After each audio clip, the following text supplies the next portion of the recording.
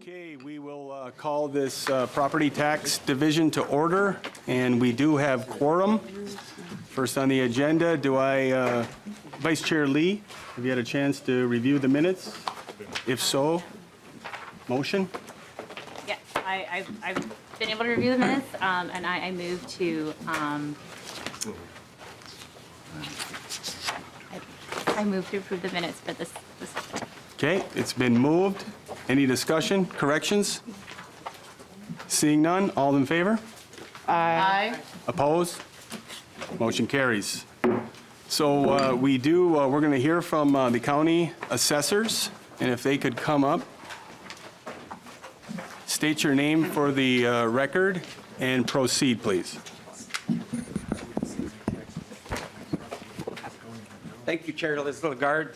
My name is Mark Peterson. I'm currently the assessor for Cass County, located up in Walker, Minnesota, and I'm here representing the Minnesota Association of Assessing Officers. Can you hear me all right? I can, but before I just ask the members, we need to get through this presentation, and then we also want to go through the House nonpartisan. So if we could hold the questions until after their presentation, and then we'll take them, that would be helpful. Thank you. Please continue. Thank you, Chair Lagarde, members of the committee. As I mentioned, my name is Mark Peterson. I'm the Cass County Assessor. I'm here representing Minnesota Association of Assessing Officers. I'm currently the legislative chair of that group. And with me today, I brought Patrick Chapman, and I'll let him introduce himself.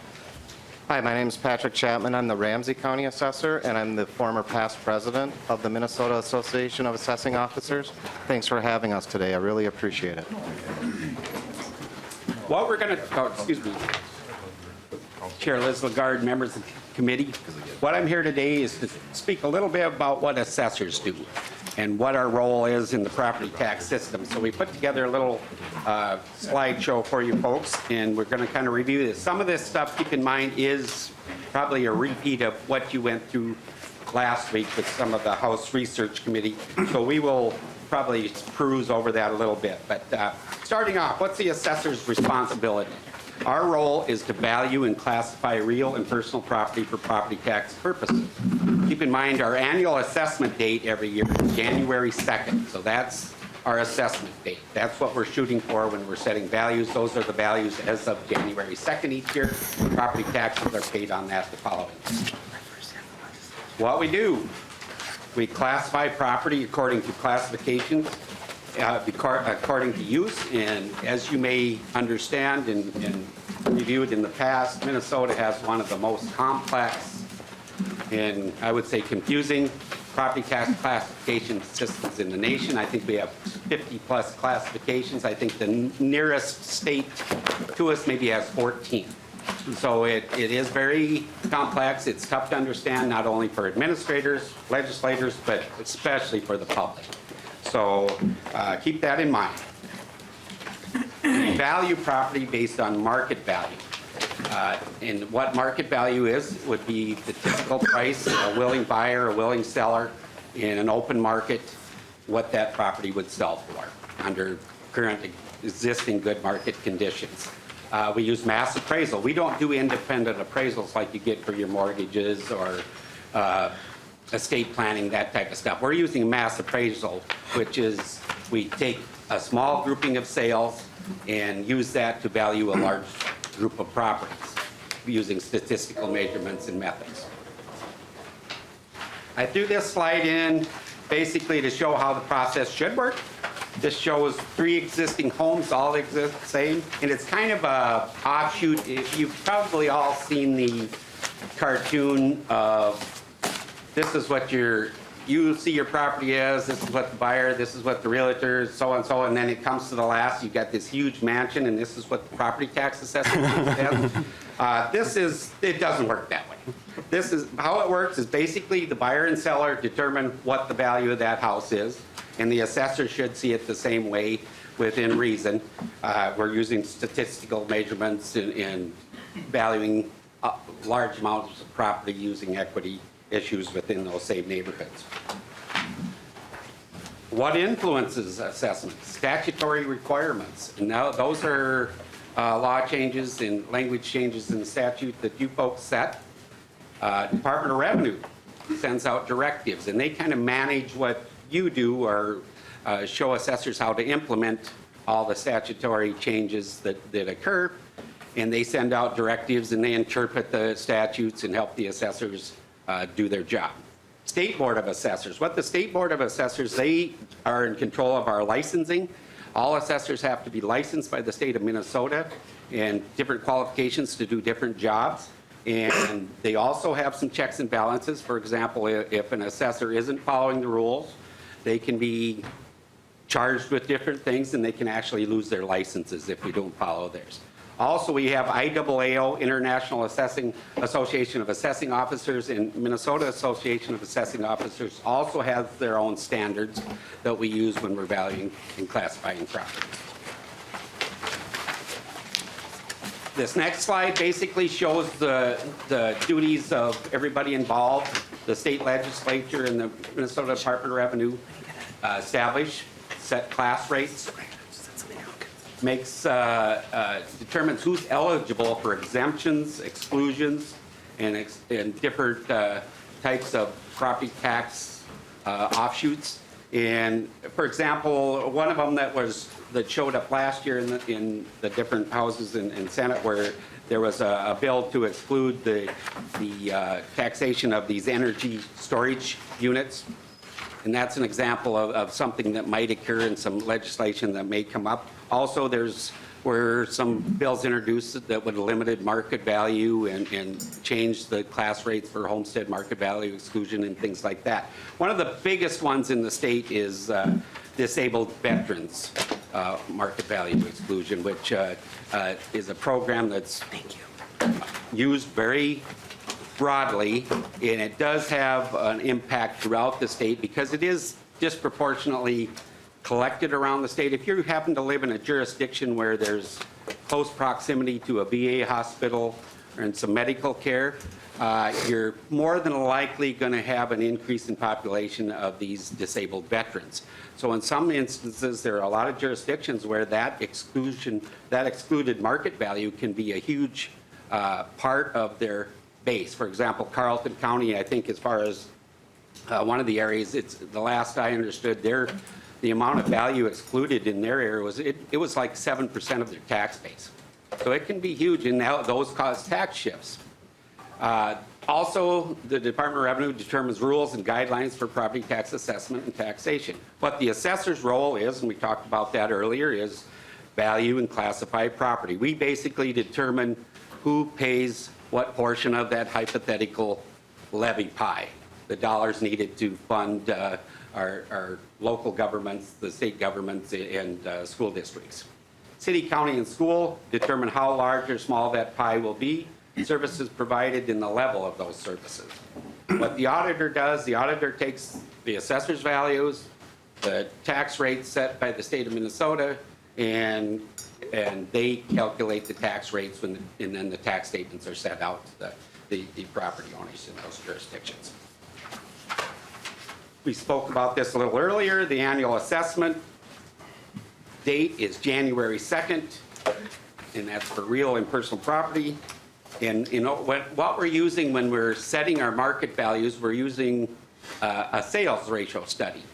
And we're using sales that occur, for example, for the 2023 assessment, the values we're currently working on, we're using sales that occurred in the last 3 months of 2021 and the first 9 months of 2022. So we're always using historical data moving forward. So in an inclining or a decreasing market, we're technically going to be a few months or a year behind. If the market's doing this, we're following it up. If the market's doing this, we're following it down. And if there's a change somewhere in between, you're going to have a year lag where those ratios won't show up and it'll affect the following year's taxes. Annual assessment, value, and classify.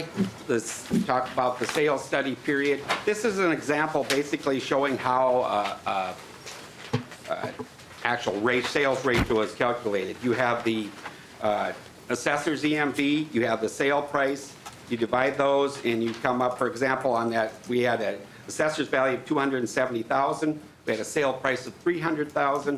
That gives us a 90% ratio. And how this works with the mass appraisal process is we take a grouping of those sales. Right now, a jurisdiction must have at least 6 legitimate sales in order to calculate and use that ratio study. So, for example, if we're sitting at 85% going in on that given amount of sales, whatever those types of sales are, we need to look at those, look at that in a broad scheme and adjust those values up or down. Unlike California, we can't just take those sales and increase them as they sell. We have to look at the equity issue and go at it on a broad scheme of things. So one thing that does come into play in the market that we've seen the last couple of years is we've had a huge residential increase in market values.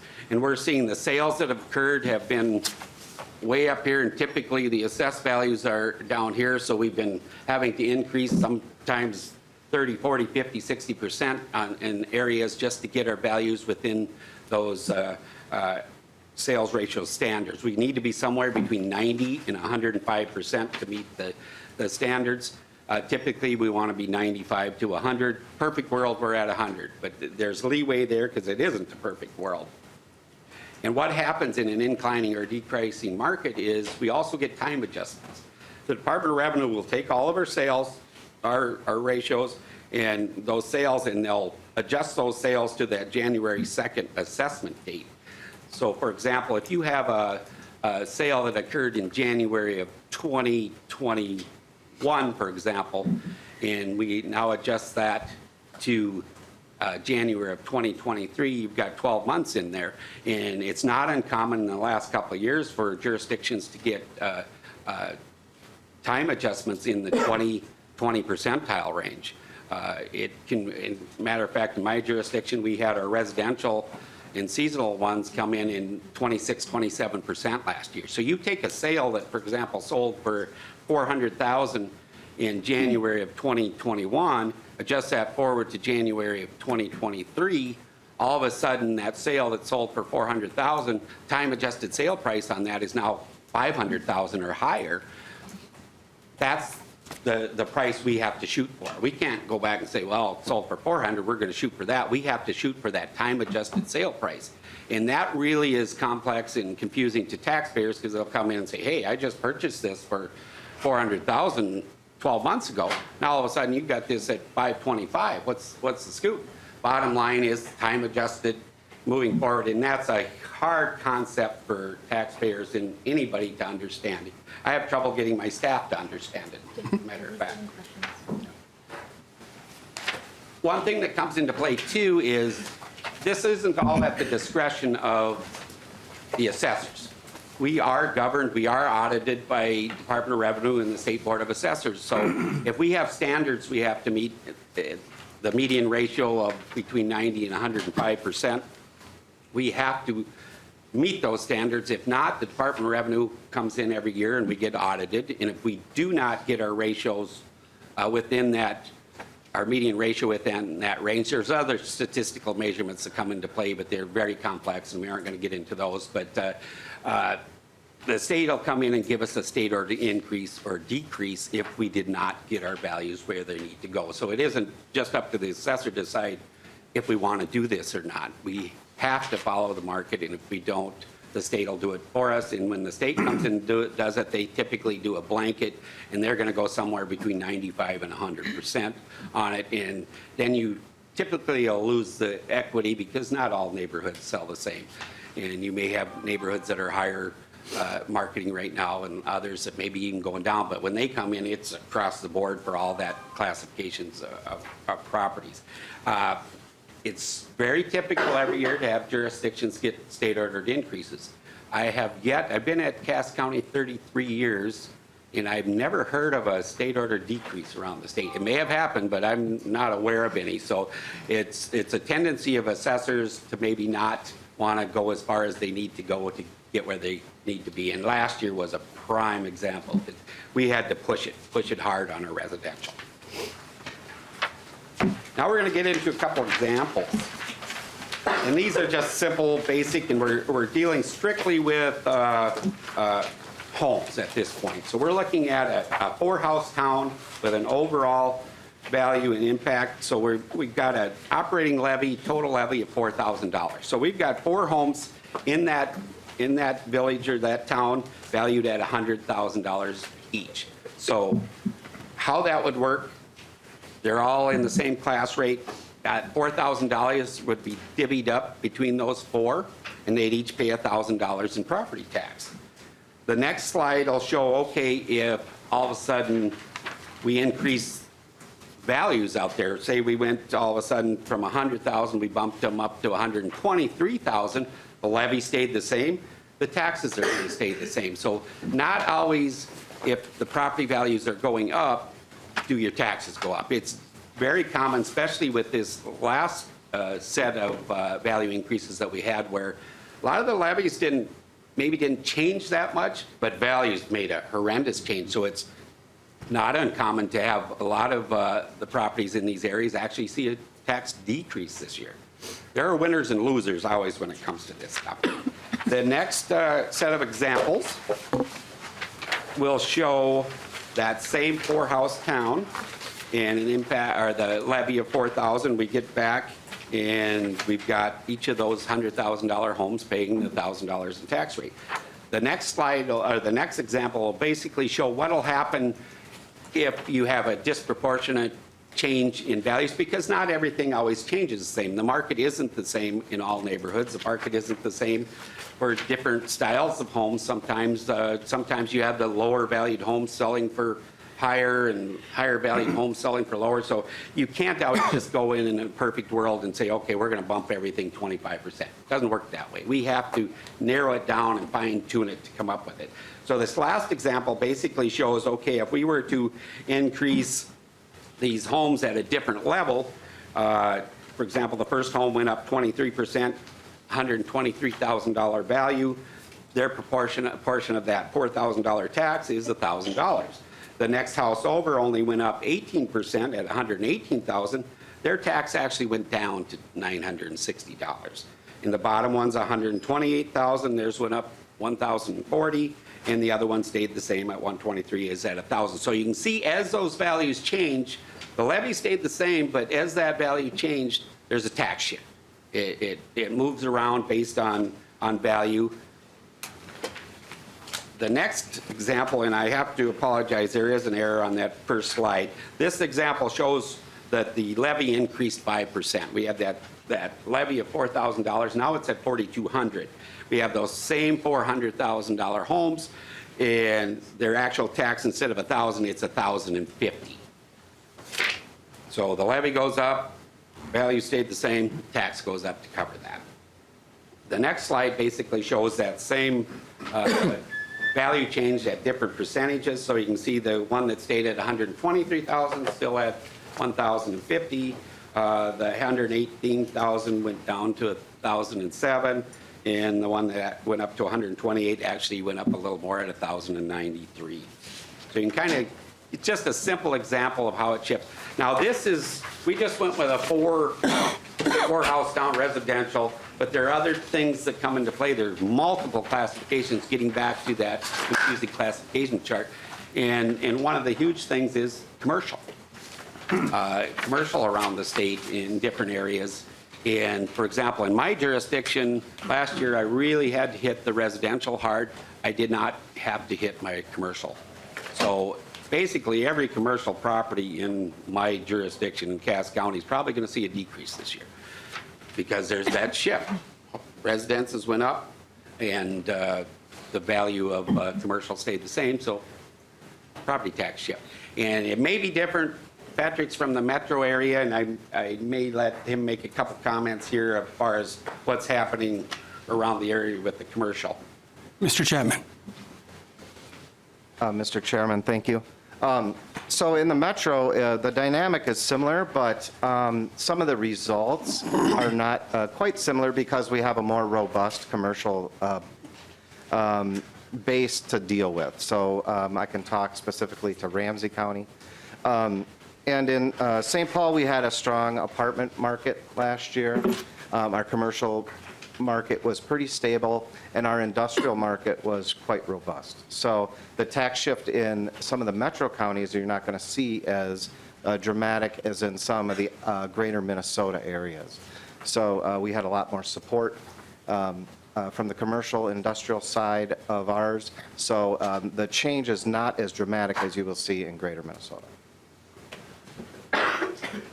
Thank you, Chair Liz Lagarde, members of the committee.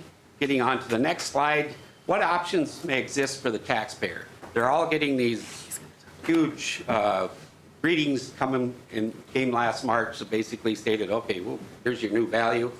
Shocked a lot of people. A lot of people don't notice that so much until they get their truth in taxation notice, which comes out in November, and all of a sudden they see the proposed tax on there, and that's when they see the huge shift, either up or down or large increases. What happens, what can they do once they get that property valuation notice in the spring? Basically, what we recommend, and they don't have to wait till they get that value notice, is start off calling your assessor and discussing it a little bit. And we'll go through the appeals process in another slide. But some of the options that are available, property tax refund, it's a great program. And basically, there are two options there. There's one that's based on income, and you have to be homestead. So it's based on income. If you can't afford to pay your taxes, or your taxes are disproportionately high based on your income, you're going to qualify and get some of that money back.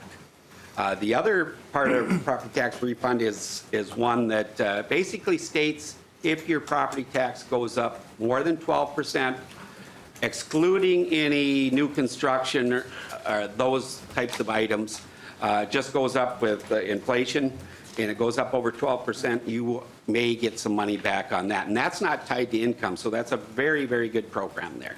There are also senior citizen property tax deferrals, and that's a program that's available for seniors, and I heard it mentioned before that maybe getting taxed out of their homes, they want to stay in their family home and keep it. It's a program that basically just defers the taxes, and at some point when that property is sold or changed possession, then that deferral has to be paid back. It's almost like a lien on that home.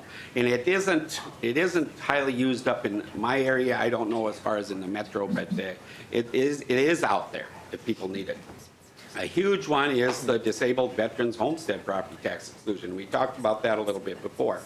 There are also different programs, land programs like Green Acres, Rural Preserve, 2C managed forest. Up in rural Minnesota, the 2C managed forest is highly used. It basically states where if you have some acreage and you want to get a tax break on that, the current tax rate on rural vacant land is at 1%. But if you put it in this rural, if you put it in 2C managed forest, which basically requires you to have a forest management plan done, and there's foresters out there that come in and do these plans, and there's actually grants and stuff available to get it done. You can put that property in one of these you can apply and get a 2C management forest classification, and that 1% drops to 0.6%.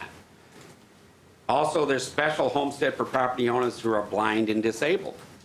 And all that comes into play. So there are options, and the legislature over the years has set up programs for folks to come in and find areas where they can get some relief. Also, as far, I'm going to get into fields, but also when we come to a lot of those programs, I know this group and others are looking at possibly coming up with ways to relieve the burden, especially on the homeowners, maybe a property tax relief package of some kind. And I just want to make sure that if you are looking at that offer our input, both AMCs and MAOs, that we're definitely willing and able to come and visit with you and not only basically just give you some of the ins and outs and what, by doing one thing or the other, what ripple effect it may have, because it is complex and you want to know what could happen down the road. As far as the appeals, I talked a little bit about that before. There's the informal appeal where you get on the phone and you stop in at the assessor's office and say, hey, I don't understand my property value, why did it go up? So one of the big things is, why are you getting what are you going to do with all the extra money? Why, you raised my value, what are you going to do with all the extra money? But as we looked at that property tax example, it doesn't work that way. So that's one of the big misconceptions we have to talk about. But typically, we can sit down with one of the property tax owner, and we can go through it and explain it, show some market activity, and they'll go away understanding that, hey, yeah, this is what's happening in the real world, and I understand why my value had to go there. Or if there's an error, we can find that and we can fix that. If they want to go on to further appeal, once they get their property valuation notices, then there are, in the spring, April and May, we're required to hold local boards of appeal if the local jurisdiction so desires that. Now, a lot of the jurisdictions have given up those local boards and now have gone to an open book, which comes back to the county to administer that, where basically the property owner comes in and deals with the county folks. It takes the township officers and the city council members out of the picture. And right now in Cass County, we've got 80-some districts, and we're still holding roughly about 50% of those are still holding their boards, and the other 50 have given them up. Once you get past the local board, if you don't get satisfaction at the local board, you go on appeal, you talk to your township officers or your city council, and they don't change it, and you feel, oh, it's still too high, or I don't like the way this is, then you have the option of going on to the County Board of Equalization that's held in June. And that basically is the same process. It's typically a little more formal than what the local Board of Equalizations are. And you'll go in front of the county board. Sometimes some of the bigger jurisdictions and metros will actually appoint board members for those meetings. Most rural districts, the county commissioners and the auditors, CFOs will handle those. And if you get through that and you're still not satisfied, you don't get your fair, what you think is fair as far as your value or your classification, you always have the option of tax court. And when you file in tax court, the filing deadline is April 30th of each year. And what you're filing on are the assessment for the previous year, taxes payable that year.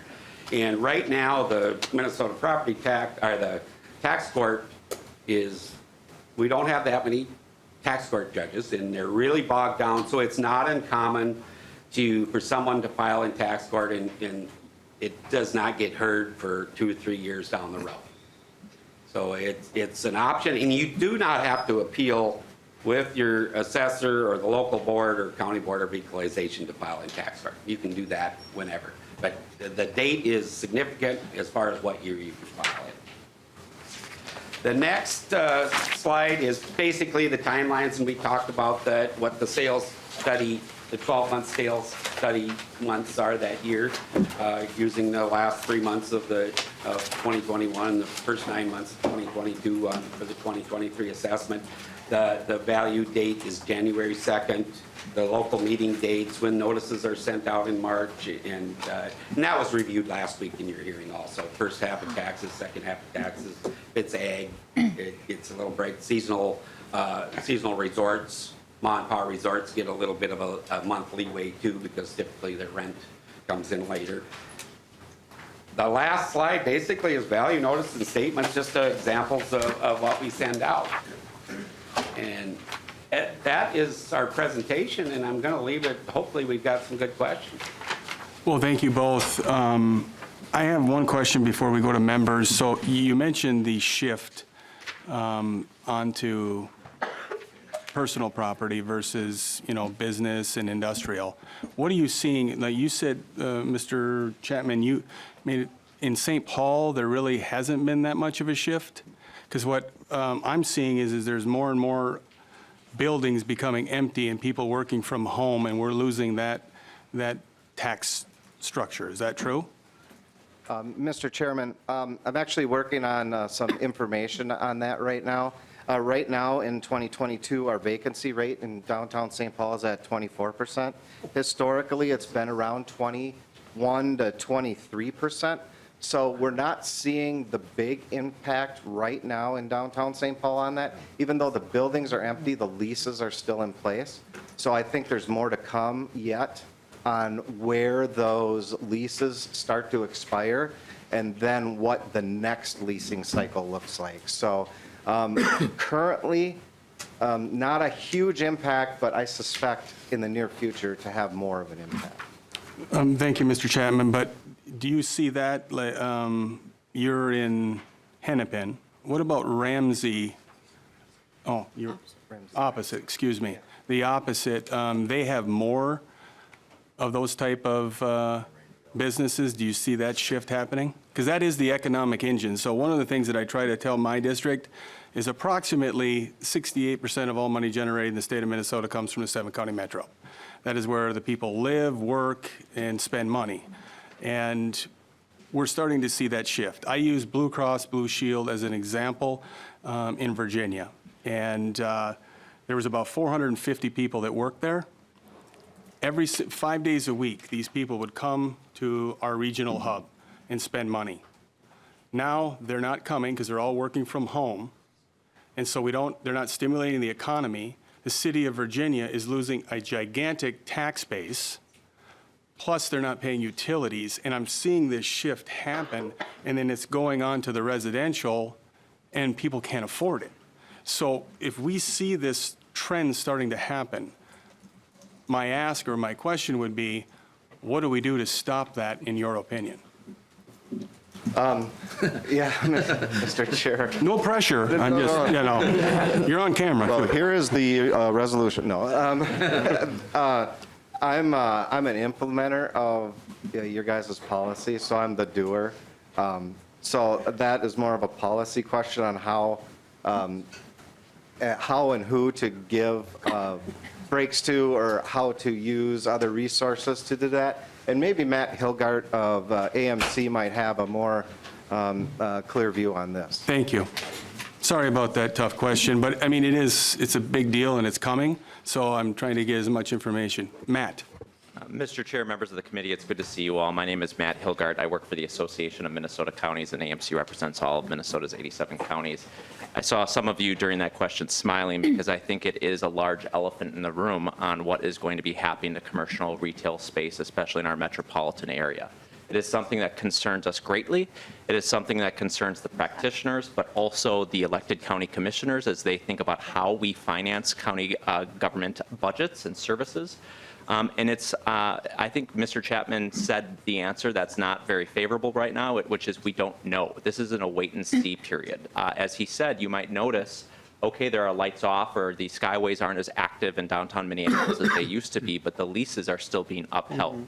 Significant question is what happens to those leases, and do those lease values get reduced, in which case the commercial industrial properties will reduce their values too, and will that shift and burden switch over to residents? That is a real hypothetical, a real world situation. And what I would say to you all is that our best defense, and of course, aside from creating new programs or relief programs, would be to protect the tax base that we have right now.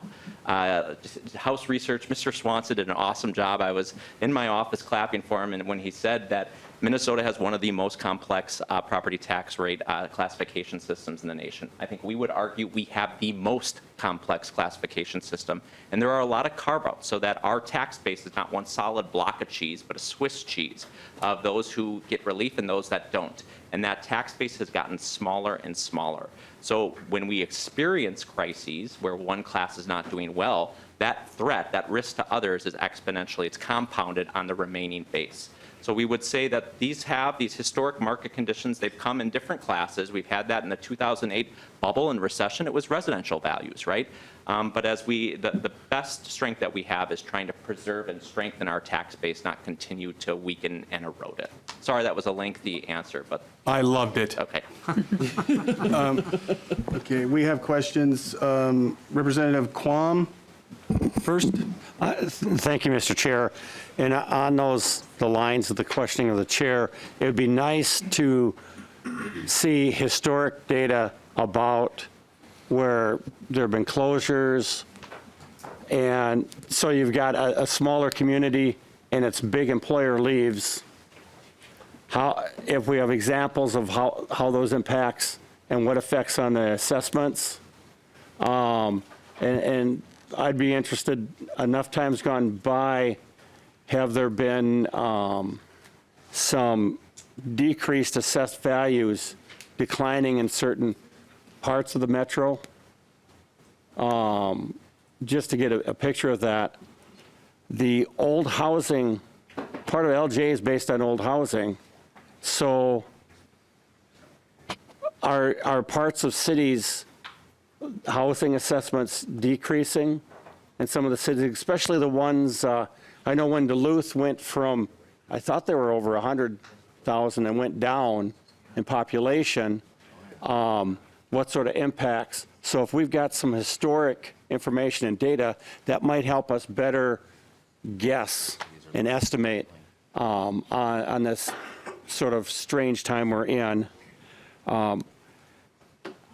Do we have a study that has looked at tax forfeited land? So this is property that's been given up because, haven't been able to, how that value, they sold, that value compared to the assessed value?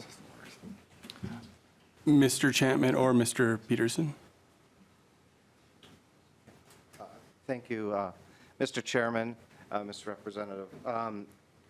I know in each office, they may have some of the tax forfeit of land as compared to their assessment values, so I'm confident we can get you that. And the other information you look for, too, I can make sure that we get that back to this committee for you guys. Representative Cohen? Thank you, Mr. Chair.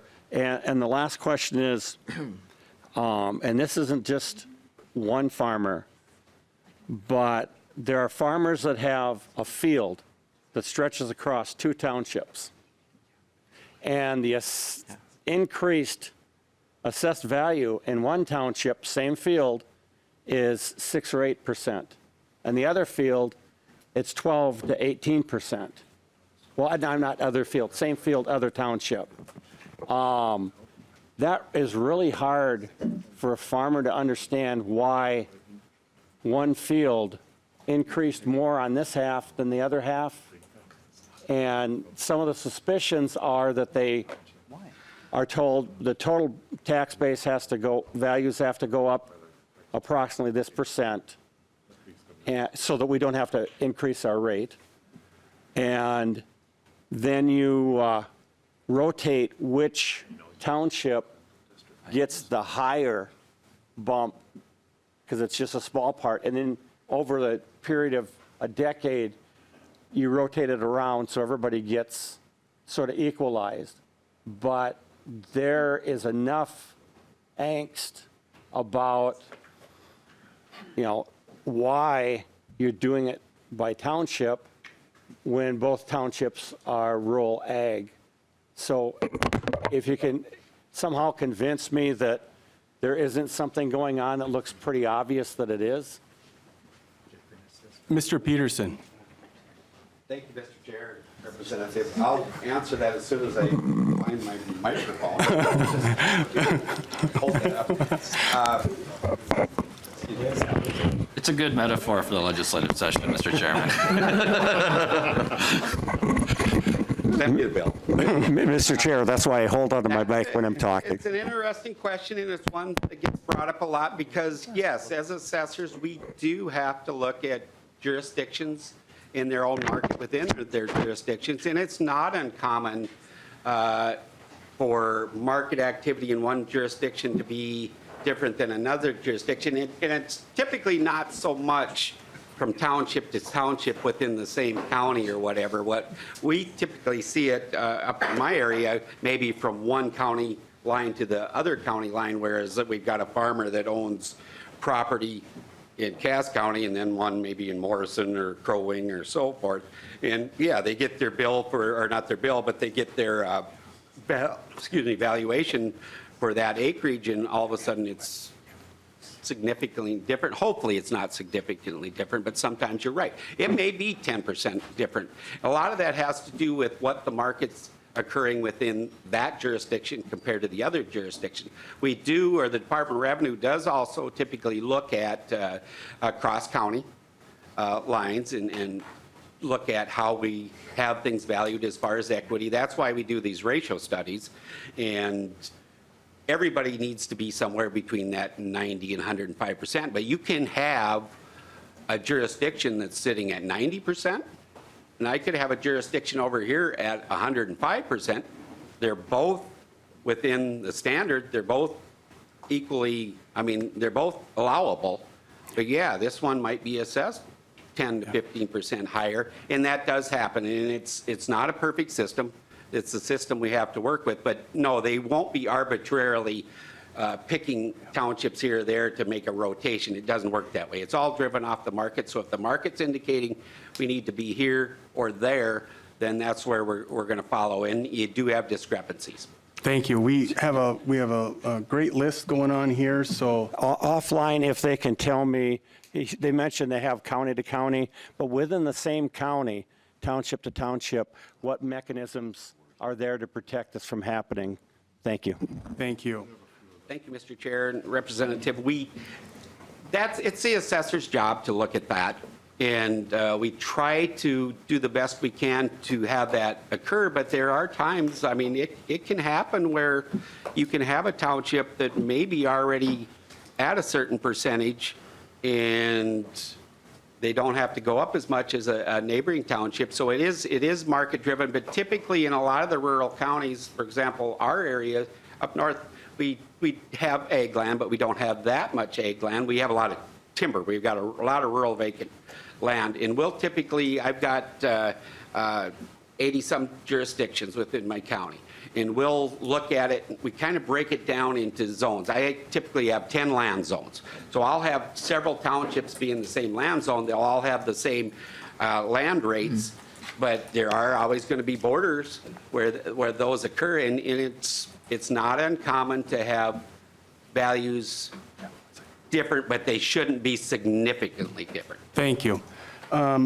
Vice Chair Lee. Thank you, Mr. Chair. I know we are running short on time, so I'm going to ask both my questions. And I think Mr. Peterson or Mr. Hilgart, whoever I think makes the most sense, please enlighten us. I wanted to go first to the conversation about the appeals process. I know you said you guys are assessors, you implement the policy that we, that we pass here, the legislature, but I'm wondering if you have more insight into how much the tax deferrals are being used. Like, do you take that into consideration, or is that for another body? And also wanted to know if we could talk a little bit more about the senior citizen property tax deferral, and I just want to know how much that has been used recently, and maybe that's an area where we can look to for more data, just because of the recent, I guess, volatility in our values here. Mr. Hilgard. I can start with the senior property tax deferral program, Vice Chair Lee. That program we think is a pretty good program. It is not used that significantly. I think Department of Revenue will have numbers on how much it costs statewide. We have several members of our delegation and membership, for example, in Olmsted County, that are really supporting an extensive revamp of that program, because right now there are certain requirements to take advantage of it. So you have to live in your home for a certain amount of years. I believe it's 10 years, and you have to have a certain, below a certain income threshold. I think that those thresholds are not pegged to inflation. In the years, I think there's a question of why the arbitrary nature of 10 years do you have to live there to use it. But I think it is a good, worthwhile deal to look at, because basically what it says is if you're a senior and you can't afford your property taxes and you are burdened, that you do not have to pay them. The state pays the local governments what those would be, so the local governments, the schools are not out of revenue. And at the end, when that estate is sold or transferred hands, that's when the state kind of collects that share of the resources. So it is a good program in that sense. Ms. Schill? Mr. Chair and members, to answer the question from Representative Lee, I have and this is kind of getting ahead of the game, the catalog of budget activities and tax aids has an entry for the senior deferral program. And written in here is, in 2021, 375 homes owned by seniors were enrolled in the program, and the average deferred tax amount was $4,500. And deferred payments to the 7 metro counties accounted for about 90% of the total.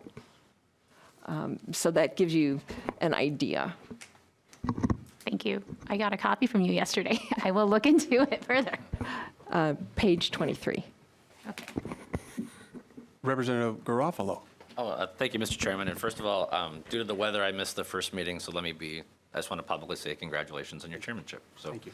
And of course, it's a blessing for you to have me on your committee because I can answer all your questions and give you answers for everything. And so, Mr. Chairman, you had asked a question earlier about what we can do to solve these coming problems. And I think the first thing we need to recognize is that the tax code and the way our laws are written is not the problem. What we need to do is, number one, these properties need to transition. Can you just move a little bit to your left so I can see the chairman? Q guy I'm pointing at. Sean, can you just move a little bit that way? Thank you. I'm sorry, I didn't know your name, Sean. Thank you. The first thing is those properties will need to transition to new uses. It's clear that there's going to be less of a need for commercial industrial. But Mr. Chairman, the most important thing we can do to solve these problems is to grow the amount of commercial industrial property in the state of Minnesota through expansions of existing businesses or relocations from other states.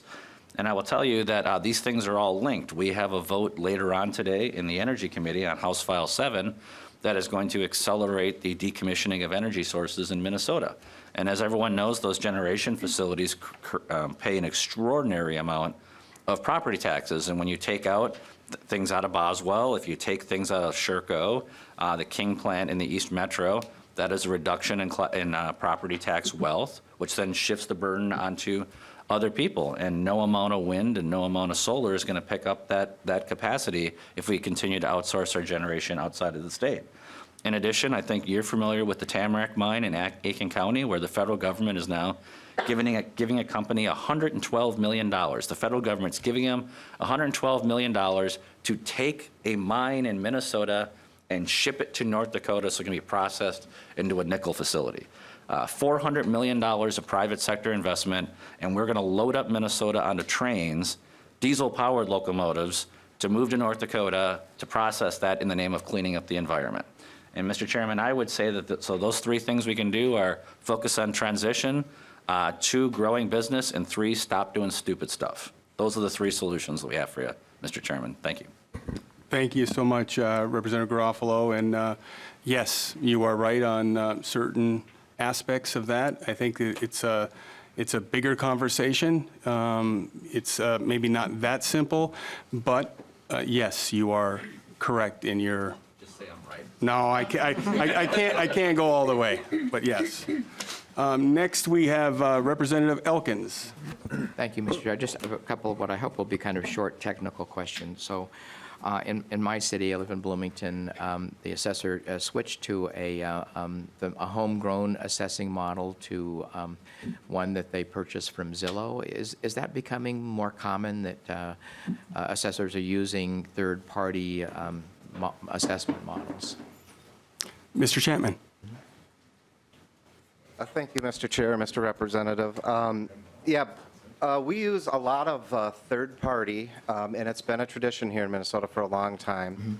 The main third-party source is a product that I don't need to say the name, but there's one really large player, Tyler Industries, I guess I'll say it.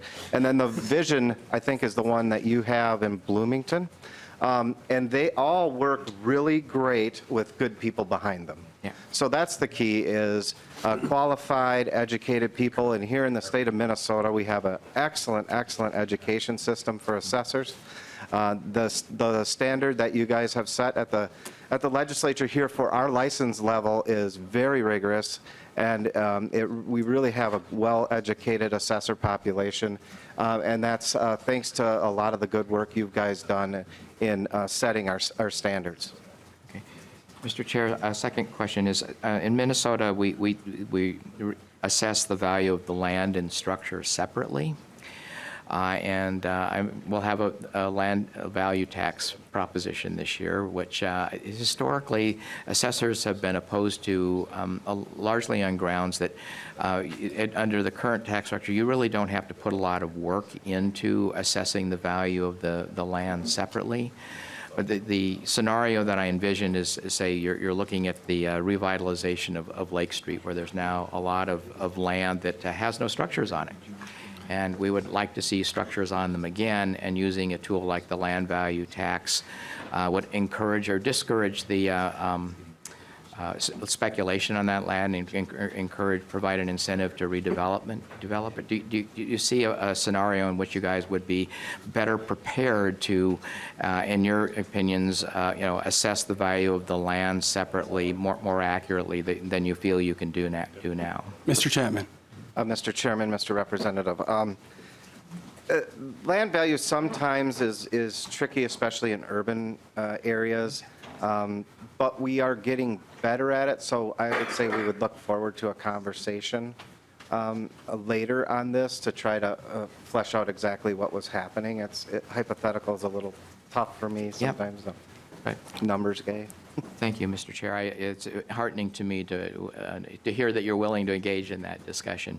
And then the last question I have is, what do you do when kind of related to this, when the value of the land plus the structure is, the land alone is more valuable than the land plus the structure, basically a tear-down situation?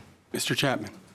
Mr. Chairman, Mr. Representative, in Minnesota, we're kind of required, or we are required to assign a land value and a structure value. In those cases, sometimes appraisal theory will tell you that the building, the improvement, is a negative value to the land, because if the land's worth $100,000 and the building costs you $20,000 to remove, that is a cost, right? So the value of the nature would be $80,000 of the land. And typically that's kind of how we handle some of those things, but most of the time you put a really minimal value on the building, $100 or $1,000 placeholder on the building, and then you try to develop what that land value would be. So that's typically the way most jurisdictions would handle it. Thank you, Mr. Chair. Representative O'Driscoll. Thank you, Mr. Chair. I'd like to go back and visit the topic that was discussed earlier about vacancies. And I want to use the campus area here of the state capitol or within the immediate area. Currently, several state employees are still allowed to work from home, and the state of Minnesota has a lot of structures that it has and owns, operates, and maintains that are, vacant at this point or underutilized. And the state also leases a significant amount of space in the downtown area of St. Paul. So as those employees, if the administration doesn't order folks back to work in those facilities, they may give up those private facilities, which means the values of those facilities have been compromised because of the rent structure and the income approach to value that you would use on something like that. And then there's a secondary effect on that. And the secondary effect is that someone who might have purchased personal services, had their hairstylist, no offense, Mr. Chair. I said hairstylist and looked at the chair. It's like, oh, how do you get out of this one? I got 3 bangs left. Come on. Or, again, restaurants or dry cleaning or those other services. And when they don't renew their leases because there is just no clientele down there, then you have the thunder and lightning effect on that. So I'm very interested, and I know exactly when you said you're watching this carefully. That's why I wanted to bring it up, because I'm not putting words in your mouth, but I suspect this is why you're looking at it, from what I'm talking about here, from what happens in reality in the marketplace. And I'm going to invite people to comment on my comments, because they don't really have a specific question. The final point I want to make, Mr. Chair, is if we go back and we look at the 90 to 105% valuation within a community, keep in mind, number one, that if your community has a valuation closer to 90% versus 105%, when you pay the commercial industrial tax as a business in that community, the community that's closer to 105% is going to be paying more than the community that's that is at 90%. And compound that with the values going down of those commercial facilities because of vacancy, the state is going to stand to lose a substantial amount or a noticeable amount of revenue from those commercial industrial properties. So I didn't say it was going to be a happy statement. I'm just going to kind of help round out the picture. And anybody who wants to comment on it, I welcome them to clarify my comments or to challenge my statements on that. But I think I'm pretty spot on. Not trying to be arrogant, trying to save time. Yeah. Well, no, I'm getting we do have to save time. I want to go to Representative Anderson. Thank you, Mr. Chair. I'll try to be brief. I want to talk about the valuation increases we've mentioned the last couple of years. And I think the frustrating thing that people feel is that farmland and houses, for example, that you don't capture that value until you sell it. I mean, it doesn't really put money in your pocket when the value of your house goes up. But, so my question is there any way that the speculative value could be taken out of assessing? I think it's South Dakota that has on their farmland an actual worth of how much it can produce when they value their farmland, as an example. But is there any way that you see that some of that speculation could be taken out of assessments when you do your work? Mr. Peterson. Mr. Chair, Representative Anderson, we're following a pretty strict set of rules when we're valuing this property. So we're using the last 12 months of sales in actual market to determine where we need to be. So as far as speculation, the speculation is in the buyer or the seller. And if they're deciding that's what it's worth, then the assessor has to follow it. So really, as far as speculation on the assessor's standpoint, we aren't speculating. We're using history for future value. So, and we may be a year behind going up or down. So I don't know how you would address that. I really don't. I don't have an answer for you. Representative Anderson? No. Anyone else? Representative Hewitt. As Mr. Chair and to the testifier, I guess I'm going to push back a little bit. We were just discussing that over here too, and my colleague across the aisle here also knows about this. Is there any consideration for what as a realtor, we see a lot of neighborhoods that corporations have come in, bought up the houses, and we have a falsely inflated price on the houses that no way should be there. And, you say you look back 10 years, but when you see a spike like that when you're assessing, there's got to be a question called, right? So, I mean, I just have like a follow-up on that. Thank you. Mr. Chapman. Mr. Chairman, thank you, Mr. Representative. So what we do in Minnesota is we're charged with verifying every sale that comes in through our county. So during the sale coding process, sales like you are talking about would be eliminated from the sales study. And we would look for open market sales because that is not an open market situation. When a corporation comes in and just grabs up a whole bunch of sales, they're trying to do an assemblage or they're trying to accomplish some other thing than the typical buyer, the typical seller, typically motivated in the typical environment. So in the state of Minnesota, we would eliminate those sales from the study and use the other sales that are open market to determine our 90 to 105%. So they would be given next to no weight. Anything else? No one else? Well, I want to thank you both, and I think it was a stimulating conversation, and as this committee starts to peel back the onion to understand what is going on, I do agree with you, Matt, that it is a real conversation. Representative Driscoll and others we have to discuss it, and we have to adjust and come up with a plan as a body to figure this out. But it's not going to be overnight, so the more information we have, the more input we have, the better decisions we can make. So thank you so much, and we look forward to working with you.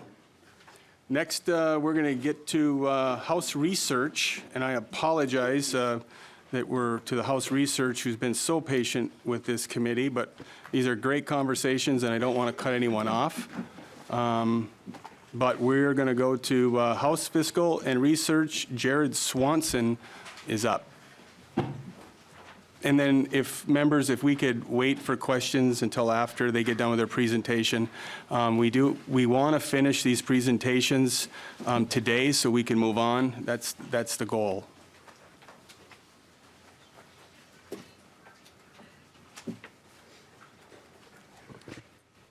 Mr. Chair and members, Jared Swanson with House Research. So we are going to pick up where we left off last week in the overview presentation. We were on slide 29. We had just finished our discussion of LGA.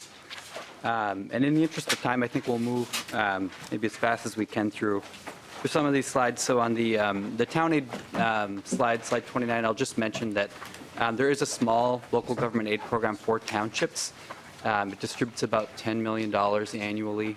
The factors for determining town aid are on the slide. It's just the amount of ag property within the township, the total acreage within the township, as well as the population.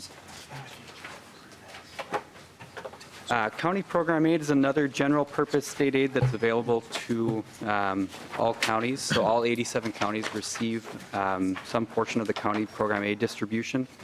This distributes just under $265 million annually. Like LGA, there's a formula that determines county program aid. We won't get too deep into the calculations again, but the factors for each portion of the formula are on slide 31. So the need aid portion of the formula takes into account the share of population within the county of people aged 65 or older, the number of Part 1 crimes, which are serious crimes within the county, and the number of houses receiving federal nutrition assistance. The tax base equalization portion of the formula just takes into account the county's tax base and the county's population. We talked about state aids in the context of being mechanisms to provide property tax relief. There are other ways in which the state provides tax relief to property taxpayers. One of those mechanisms is property tax credits, which are state-paid credits that directly reduce each individual who receives a credit. It reduces their final tax bill. I'm going to talk about two of the largest credits. The first is the agricultural market value credit. This credit is applied to the land value of agricultural homesteads. As the value of the homestead increases, so does the credit amount. It maxes out at $490 for ag land valued at least $260,000. And in 2022, the credit paid about $36.5 million. The second credit that I want to mention is the school building bond agricultural credit. This is often referred to as the ag to school credit in the education world. This credit was established in 2017 and is available to all ag land, so that's homestead and non-homestead ag land, excluding the house, garage, and surrounding 1 acre. That portion of the ag land is not included in the credit. So the credit percentage has increased since the first year of the credit in 2018, and it's now at its maximum value of 70%. So this means that the credit covers 70% of the portion of the property tax bill that's attributable to school building bond referendum levies. And in 2022, that credit distributed about $70 million. There are a few other credits and aid programs that are a bit smaller. We're not going to get into them in this presentation. Slide 34 has a list of a few additional ones. Just knowing that they exist, I think is good to know, and some of the spreadsheets that Ms. Schill will often show will have appropriations for some of these programs. Mr. Chair, I'm now going to pass it over to Mr. Williams to talk about property tax refunds. Mr. Williams. Chair, Lagarde, and members, there's sort of 3 property tax refund programs. There's the homestead credit state refund for homeowners. There's the renter's credit for people who rent. And then the targeting or special property tax refund that the previous presenter discussed. The homestead credit state refund and the renter's credit provide property tax relief to renters and homeowners whose property taxes are high relative to their incomes. The way that the formula works for this is that there's a threshold percentage that goes up, that increases depending on your income. That's sort of the statutory amount that determines your property taxes are too high, too much relative to your income. If your property taxes are higher than that threshold amount, then a portion of your property taxes above that amount are paid by the state in the form of this refund. There's a copay percentage, that's how much is paid by the individual versus the state, that is also determined in law, and that the copay percentage also increases as income increases. And then there's a maximum, which is the maximum amount of a credit that you can receive, and that's also set in a schedule that's in state law, and the maximum decrease as income increases. I want to mention that Representative O'Driscoll asked last week if these programs are forecasted, and the answer is yes. There's an open and standing appropriation for the amounts allowed under the formula. So the amount you're sort of allowed or under the formulas for these programs is the amount you receive regardless of what the legislature appropriates, unless that changes. I would also mention that the homestead credit state refund and the renter's credit are adjusted for inflation. So that means the maximum credits and then the income brackets for both are adjusted for inflation. The homestead credit, the property tax refund programs, it's a total of $757 million for refunds filed in calendar year 2020. You can see the average amounts there, and then the total amounts. It's $542 million for the homeowner property tax refund and $215 million for the renter's credit. You can see that on average, the homeowner refunds are a little bit larger than for renters. and there's a total of 813,000 individuals that benefit from these programs in the state. I wanted to mention the limits for the program. This is for refunds that were filed last year in 2022. For homeowners, the maximum household income that you can have and still participate in this program is $119,790. The maximum refund was $2,930, but that maximum amount does decrease as income increases. For renters, the way that program works is that there's a rule in law that your property taxes are assumed to represent about 17% of the rent that you paid. And so that's sort of how the formula works. It's exactly the same formula as for homeowners. It's just an assumption about what your property taxes are as a portion of your rent. The maximum household income to receive a renter's credit was $64,920, and the maximum refund under that program was $2,280. The last program, which the previous presenters mentioned, is the targeting program. That provides relief to homeowners with more than a 12% increase in their levy year over year, excluding increases due to improvements to the property. One thing to note about this program is that it's not means tested. It's not based on income. So this is just for people that see very high levy increases sort of regardless of their income. The maximum refund under this program is $1,000. This one is pretty volatile, the amount that goes to the program, so it changes a lot depending what's happening in the state. And I have here data for 2017 that there was $3.1 million in total refunds, and 36,000 individuals claimed them, and it was an $85 average refund. And my colleague, Mr. Swanson, is going to finish up with the property tax burden slides here. Mr. Swanson. Mr. Chair and members, the next two slides give you a little bit of an idea of the sort of the distribution of property tax payments based off of income quintiles.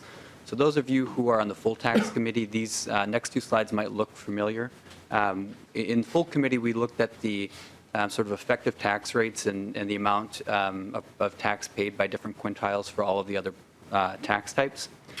So slide 39 shows the property tax burden both before property tax refunds and after property tax refunds for all 5 income quintiles in the state. Each quintile represents 20% of earners. So the first quintile, for example, contains the lowest 20% of earners in the state. The fifth quintile is the highest 20% of earners in the state. And you can see the effects of property tax refunds on these effective tax rates. So effective tax rate is just the amount of tax paid as a percentage of overall income.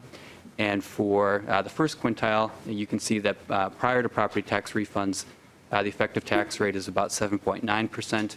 After those refunds are applied, the effective tax rate for the first quintile is 5.5%.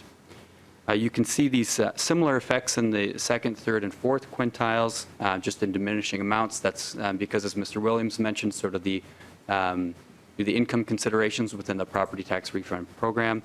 And by the time you get to the fifth quintile, they're receiving very little property tax refunds.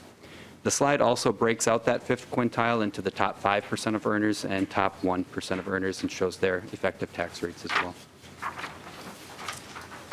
Now, on the next slide, you can see how much of the overall statewide property tax is paid by each quintile of earner.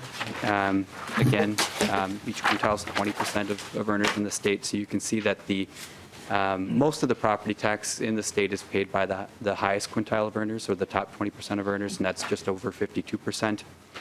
The lowest quintile is at about 5.2%. And again, the fifth quintile is also broken out into the top 5 and top 1% at the bottom of the slide.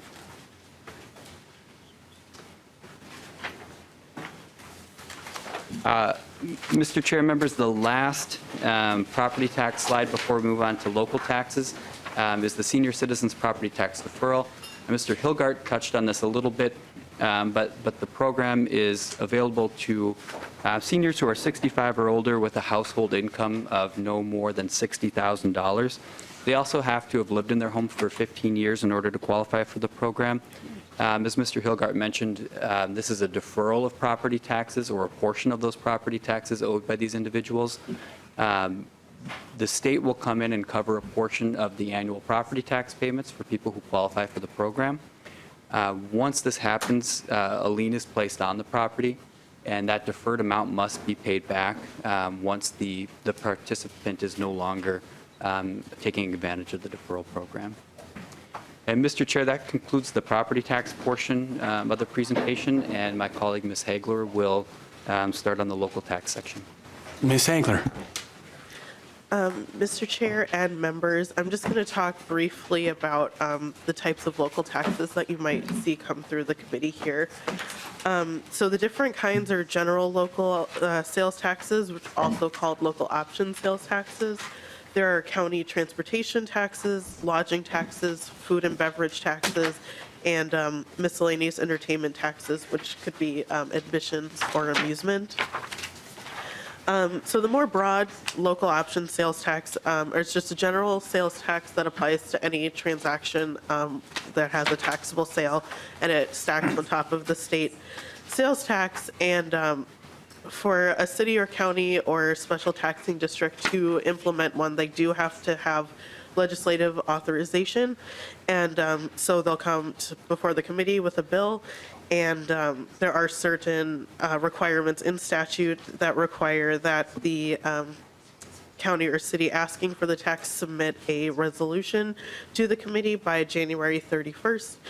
So that's just coming up here in a few weeks. And then there is a 5-project limitation on how many projects can be funded by the tax, and they have to be either a single structure or building, improvement to a park or recreation area, or improvement to a trail. And these taxes almost always will have a duration limitation or amount of revenue that can be collected cap, and after that, the tax will sunset once those requirements are met. Some special local taxes that are statutory, meaning that they don't need to come to the legislature for approval unless they want to go above and beyond what statute allows. County transportation taxes are imposed at the county level, and just, I think over half Minnesota counties impose them. There might be a few more at this point. But they're also a general sales tax that applies to anything that the state sales tax would apply to. Most counties impose these at the 0.5% rate, but a handful do at 0.25%. And the revenue from these projects typically go towards funding transit or transportation projects. And these taxes don't usually sunset. They can be used for one project and then move to another without ending. And lodging taxes, statute allows up to 3%, and these are a little bit less common across the state, but they do exist.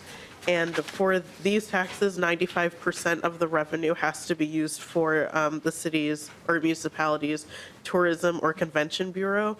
And you may see lodging taxes come before the committee if they are asking for more than 3%, or if they need the funds to go to a different allocation.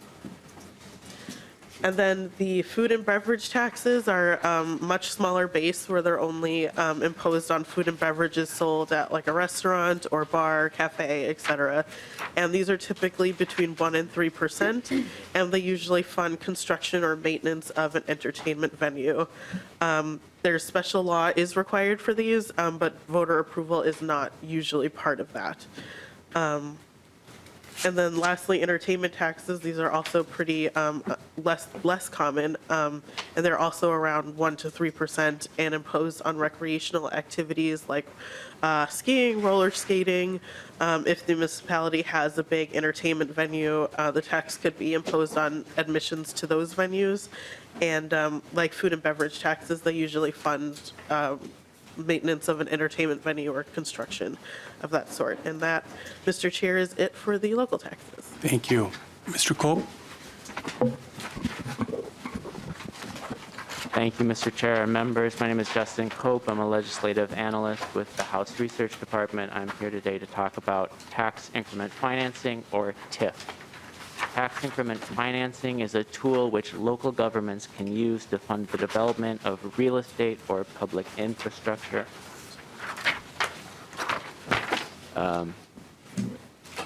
Features of TIF include a duration limit on the maximum number of years which a TIF district can collect increments.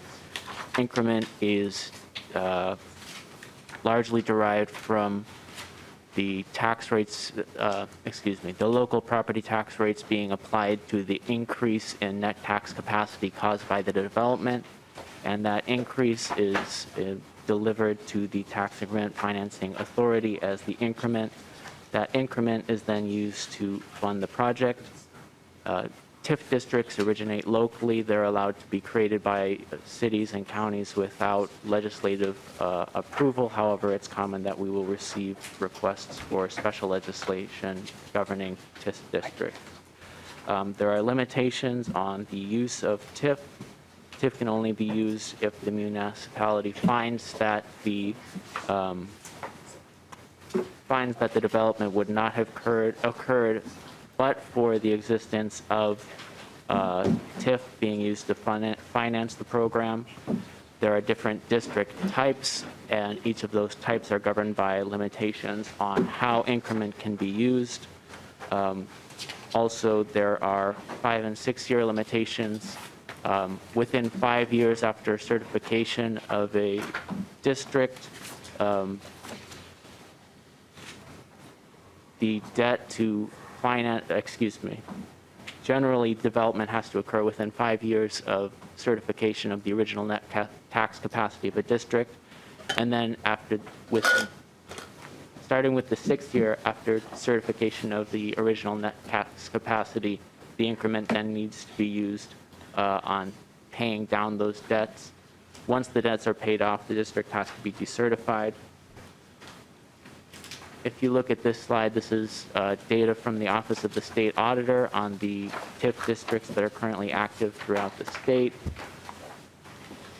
I won't comment on the numbers, but if you look, you can see redevelopment, housing, and economic development TIF districts constitutes the vast majority, upwards of 90% of the number of active districts in the state.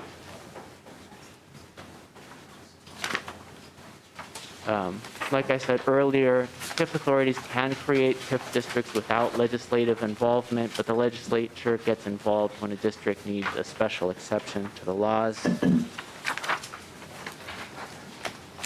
Here is an example of a prior bit of special legislation where the city of Cottage Grove was asking for an extension of the 5-year rule. And another example where the city of Richfield was asking for an extension of the maximum duration of the TIF district. You can find more information on TIF on the House Research website under the TIF primer. And the Office of the State Auditor also publishes TIF reports, and just last week published its 2023 report on TIF. Ms. Schill.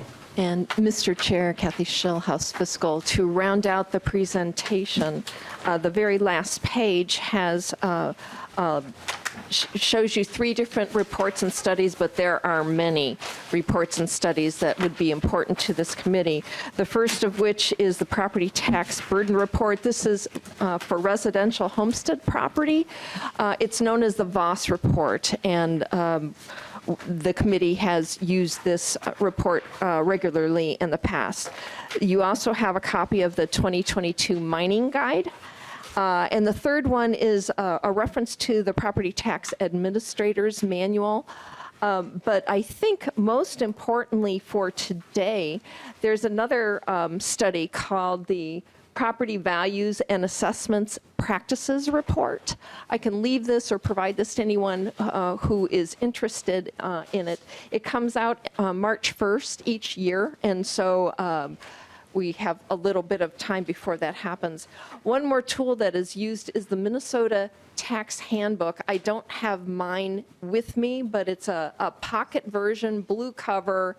We will need to get each of you a copy of this one. It's done by the Department of Revenue, and I'm sure Ms. Beers has copies or has sent copies to your office, and I see that she's got one in hand right now. Very handy, especially for today's discussion on property tax classifications. They're all listed in there, and background information, very handy to have for this committee.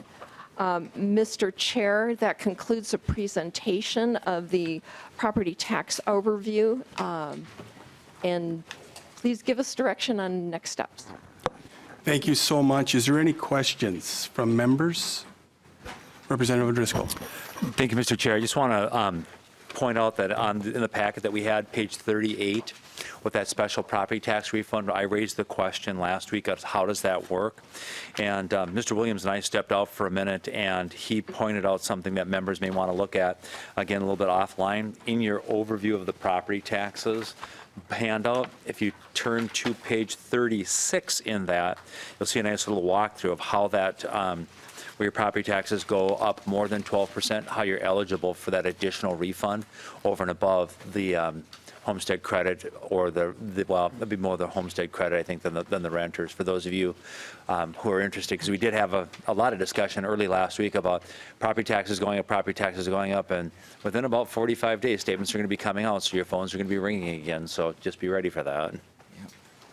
Thank you. Anyone else? If you misdial my phone number, you get tagged. Thank you guys so much for your patience and understanding. Keep coming back. Really appreciate it. Okay, if there's nothing else to come before the body, we will see you next week. Meeting adjourned.